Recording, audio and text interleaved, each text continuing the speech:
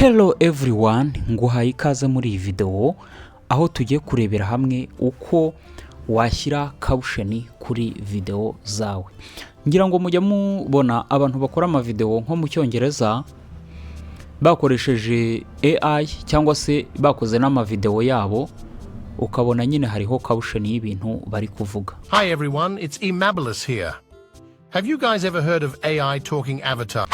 Ubu rero ngiye kuba nakwereka uburyo wakoresha application zitandukanye kuri telefoni ukawashyiraho caption. Ibintu uri kuvuga muri video bikaba byakuyandika, byagenda byiyandika uko uri kuvuga. Ndaboneraho kandi no gusubiza n'ikibazo umuntu yambajije. Murabona hari ukuntu abakobwa bakora vlog cyangwa se baba bagiye gukora vlog ukabona nka intro yayo arababwiye wenda ati mwitegurane nanjye wenda tujyana aha tujya hanaha dukora ibi nibi, ubona ko bakunda gukoresha ijambo ry'icyongereza ngo get ready with me. Ukabona iryo jambo ririmo ririyandika rikaza ryiyandika rikajyana na sound effect ya typewriter, kwa kundi uba wumva intoki ziri kuvuga nk'iziri kwandika kuri keyboard. Ubwo rero umuntu wari wakambajije uburyo wabikora ukumva birajyanye ukandika no magambo kuri video yawe ukabona bijyanye, ndaza kuba nanone nabivugaho muri iyi video. Ubwo rero reka dutangire turebe uburyo twabigenza. Mbere yuko dutangira ariko umuntu abakweretse wenda uburyo bumwe runaka ushobora kuba wakifashisha, bitavuze ko ari bwo bwonyine buba buhari ubu buryo mba nkweretse, ahubwo haba hari n'ubundi butandukanye. Gusa umuntu akoresha ibyo afite hafi cyangwa se n'ibyo ashoboye kubona. Nawe ushobora kuba wagenda ushaka n'izindi zisumbuyeho zibikora neza kuruta izo mba nakweretse. Turaza rero dukoreshe application yitwa CapCut. Ni application ikora ama video kuri telefone, ngira ngo mwese murayizi. Ni application ikora neza. Uzaza muri CapCut rero ujya kuri new project. Nujya kuri new project uzaza uhitemo video ushaka gukoresha.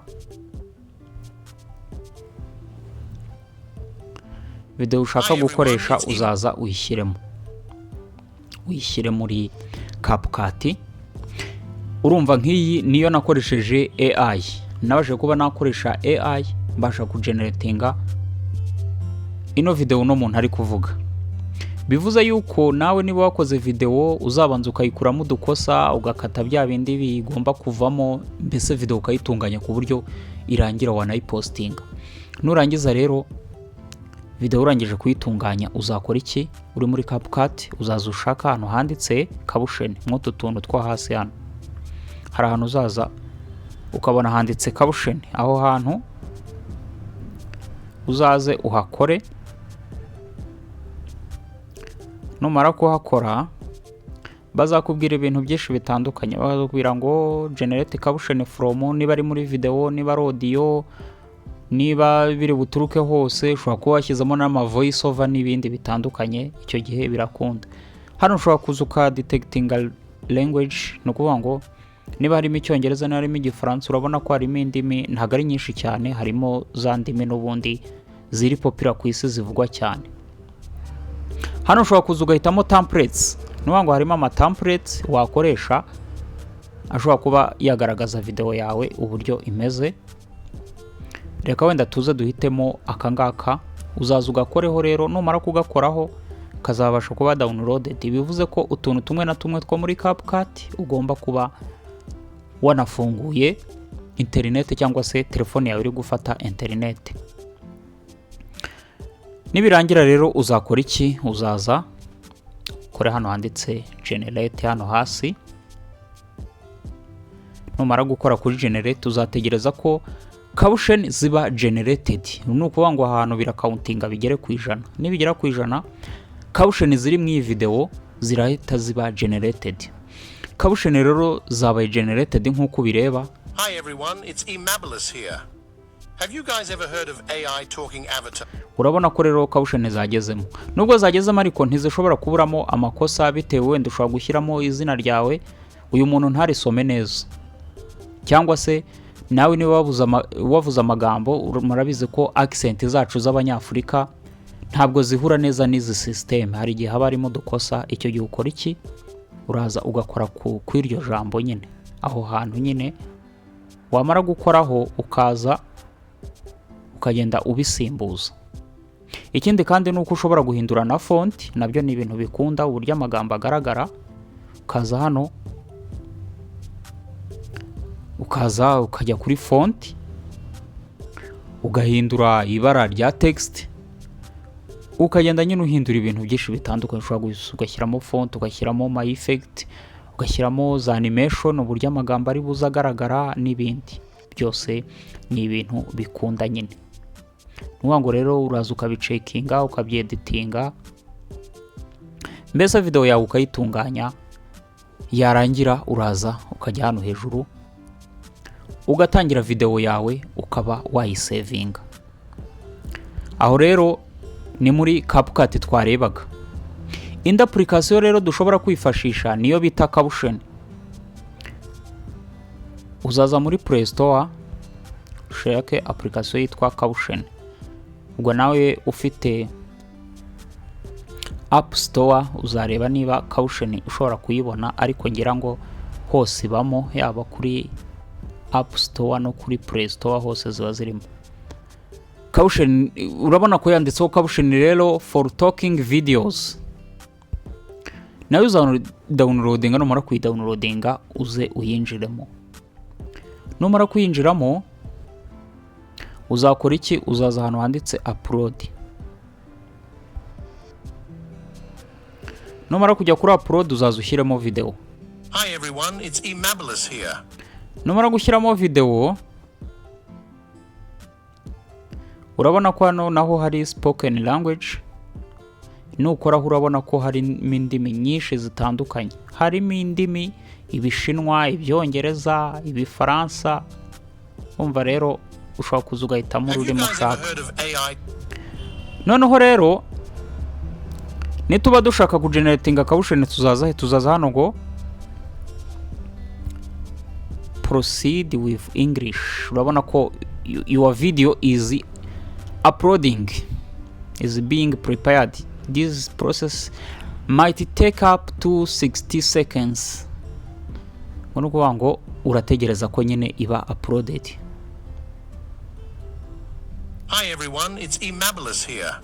Murabona ko tumaze kugezamo video muri Captions, za Captions nyine zahise ziba generated ya magambo. Ariko nubwo yagezemo ushobora kuza ugahitamo templates, naho habamo ama template menshi atandukanye. Nubwo atari menshi uraza ukaziza kuri templates. Urabona ushobora guhitamo iyi yitwa focus, cyangwa se iyi yitwa million, cyangwa se no yanditseho haso. Urabona ko ntago ari nyinshi cyane, ariko zose izi wazikoresha. Nshyiremo iyi yanditseho ngo classic. Urabona ko ninkina video. Have you guys ever heard of AI talking avatars? They're like cool digital. Ushobora kuza kuri style naho ukaba wahindura ama font text, ukaza ugahindura color ya text, uburyo text zigaragara, niba ari umuhondo, niba ari umukara, ukaza ugashyiramo font. Byose ni ibintu biza hano bikaba byakunda. Naho rero ubonye amagambo yanditse nabi ushaka kuba wayahindura, ushobora kuza ugakora nko kwiri jambo, warikoraho uhituza hano handitse edit. Nuwango uraza ukarikoraho kabiri. Mara gukora kuri edit ukaba waza ukaryandikamo n'urugero nyine. Nuwango rero iyo umaze kuryandikamo, umaze kubikosora ubonye bimeze neza, nta kindi ukora nyine uraza ugakora hano handitse export.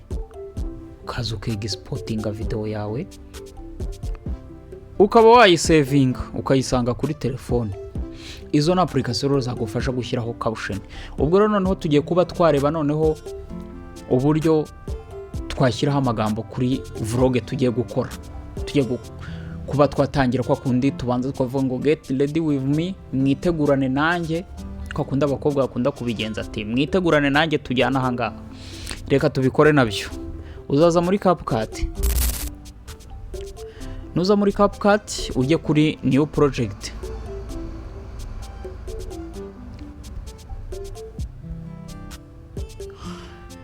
Nuza kuri new project uzaza umaze gushyiramo video. Urabona nyine uno muntu ari kwitegura nkuko nyine njya mbona ya ma video abantu bakunze kubigenza.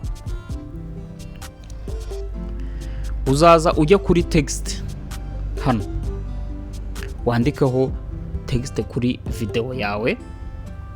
Numara kwandikaho text ushobora kuba rero wazanaho ukajya muri style ukajya hishyiramo style ushaka kuba washyira kuri izi text. Byose biterwa n'ibyo ushaka, cyangwa se ugashyiraho n'amafonti.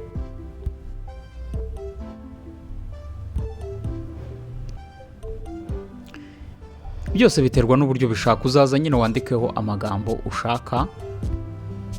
Aya magambo rero twanditse aha nayo dushobora kuba twashyiramo akantu k'akarobo ko muri CapCut kayavuga. Uraza rero ugakora kuri iryo jambo umaze kwandikamo, ukajya hano handitse ngo text to speech, ukaza ugashyiramo amatext. Harimo amatext menshi atandukanye, reka harimo iry'abagabo n'ibindi bitandukanye. Uraza rero ujye kuri female uzushake ijwi ry'umugore.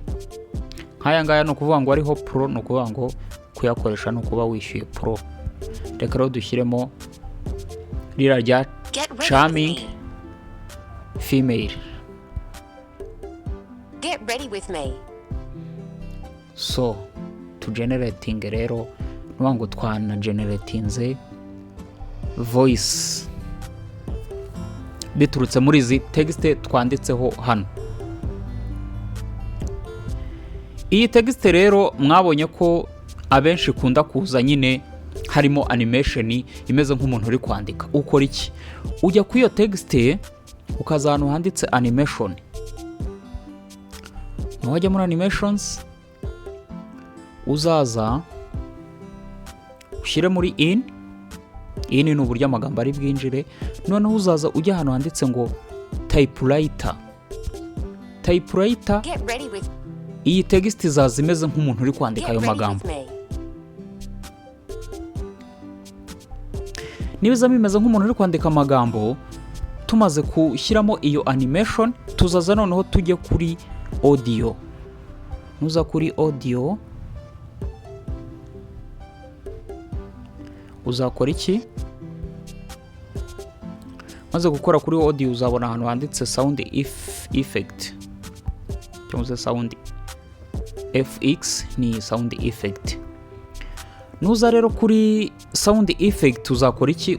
Harimo ama sound effect ajyanye na mood cyangwa se n'ibintu byose ugiye gukora, kuko ama sound effect yose ajyana na buri gikorwa ugiye gukora. Uzaza rero ujye ahantu handitse ngo search sound effects, wandikemo typewriter. None wandikamo typewriter, urabona harimo menshi atandukanye uzagenda ukoraho wumva avuga neza. Enda reka dushyiremo irya mbere twumve. Urumva ko ari bya bisaundi bya kera bya za mashini zandikaga. Urumva nk'iri ngiri rero turaza dukoreho kwaka kantu ko guteranya. Ririya ryo wumva ko ni nk'umuntu uri kwandika kuri computer. Urabona rero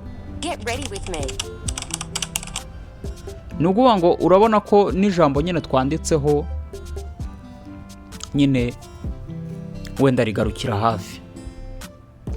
Wenda reka nongereho text get ready with me, tujyane guhaha mu isoko. Ni urugero ndi gushyiraho, nawe ushobora gushyiraho ibyawe.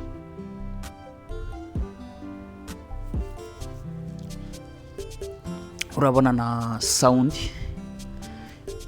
ngiye ko nyine ishaka kuba updated. Ubwo no kuvuga ngo rero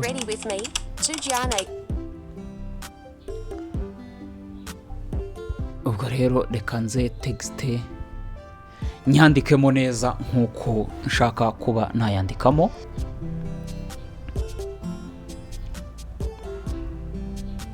Ubundi tuze kuba twareba uburyo twabigenza.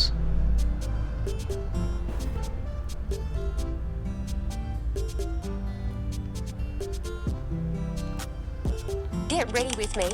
.tujyanyegahahama.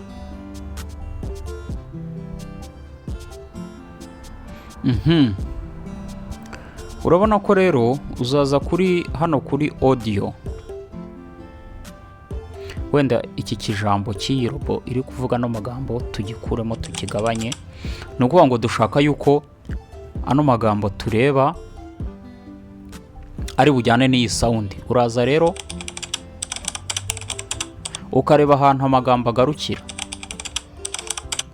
ukaza iyo sound ukayicamo kugira ngo itaza gukomeza kuvuga amagambo n'ubundi yarangiye nta n'ubundi amagambo hari aho atangirira agasoreza. Ubwo rero sound effect nayo washyizemo ibigomba kuba ijyanye n'ayo magambo ahantu biza kurangirira, bikaza gusa nkaho bisozanya nyine. Urabona rero nukoraho, ubona ko byanze bikunze n'ahangaha bishobora kuba byagarukira. Ubu rero nibwo buryo babigenza. Urabona ko ni ibintu byoroshye, ni ibintu rwose bitagoye. Wowe uzajya wandikamo amagambo, ugenda ushakira sound effect ya typewriter long, ubundi uzuyishyireho, uzucunga ahantu amagambo agarukira, ubundi uze uyikate aho iyo sound effect iri bugarukire. Uzabasha kuba wakeditinga vlog zawe zimeze neza, abantu bazikunde.